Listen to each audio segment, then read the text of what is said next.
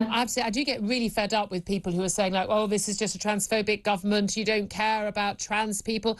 This is actually about helping young people, and I'm really pleased the government has seen sense on this to not include a ban on therapies for people who are considering taking trans treatment, and children often is the case.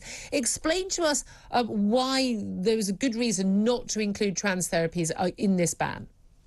Yes, well, because gay conversion and trans conversion are two entirely different things. No one has to go to a doctor if they think they might be gay. But in this country, we're having thousands of children every year and teenagers referred to gender identity clinics, thousands of them. And many of them are very distressed. Many of these young people are deeply unhappy and they need help. And it has to be right that therapists be allowed to explore that distress and help them understand it and help them resolve it. Yeah. And a ban on conversion therapy would mean the therapists were not allowed to do that. They would have to affirm that those young people are trans, whatever that means to them, and then that's likely to take them down a medical pathway. And of course, once they start down that pathway, it's largely irreversible. And this is the thing. I mean, there are lots of inquiries and investigations going on to Tavistock, which the clinic, which is the leading clinic in this country, dealing with people converting, and we're looking at children often in the case. And once you start down that road, and tiny little bit of counselling and therapy, and then you start on the puberty blockers, and then you are basically set down onto a road where you are going to massively change your body forever, make yourself infertile, and the idea that any child or even a 16-year-old could make that decision, and also lose the ability to get sexual pleasure, to get an orgasm. I just don't think that it's possible for young people to be equipped in any way mentally. We don't let them vote in a government. We don't let them decide whether to have a cigarette or to buy an alcoholic drink or to drive at that age. But apparently they can make decisions about their own bodies. It seems to me to be really obvious. The counselling and therapy discussing this should be absolutely our #1 priority. Yeah, I mean, the biggest age, the most common age for children referred to the Tavistock Clinic, the Young People's Clinic, is 14 and 15. And 2/3, 3/4 of those will be girls.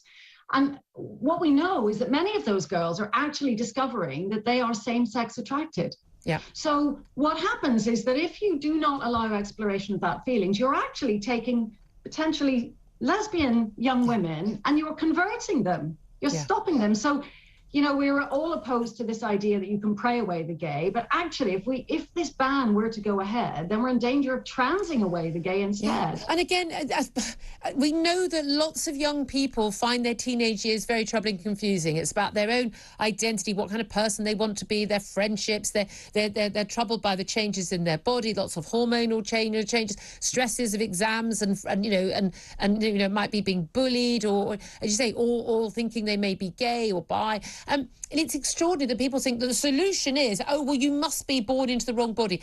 I don't even accept the concept of someone being born into the wrong body. I'm perfectly happy to empathise and respect anybody who says, I want to live my life as if I were the opposite sex. It's a free country. You should be allowed to do that. But the actual philosophical concept that you're born into the wrong body, like, well, am I born with the wrong hand? Of course I'm not. That's a nonsense. The body you're born with, the brain you're born with are yours. And so many of these ideas about someone being trans and being in a different sex are really, they're very outdated. They're 1950s notions. So, if you like playing with cars and you're a girl, maybe you're a boy. Well, my daughter played with cars. She's not a boy, she's a girl. Yeah, I mean, there are a lot of reasons why a person may feel alienated from their body, and they may feel it's not the body they want. God knows we've all felt that, haven't we? But no, I've never felt that. I don't think most people do. That's great for you. But many of these young people do feel alienated from their body. And actually, Julia, one of the most acute reasons for that is that they attract unwarranted sexual attention. That's one of the reasons we think there are so many girls. So it's not surprising that it can be difficult and uncomfortable to be to have an emerging female body in our society. But as you say, the solution may be something other than to change that body. Yeah, cutting those breasts off, as opposed to feeling like you need to have to be shoving them on show all the time. Fiona McInerney from Fair Play for Women. It's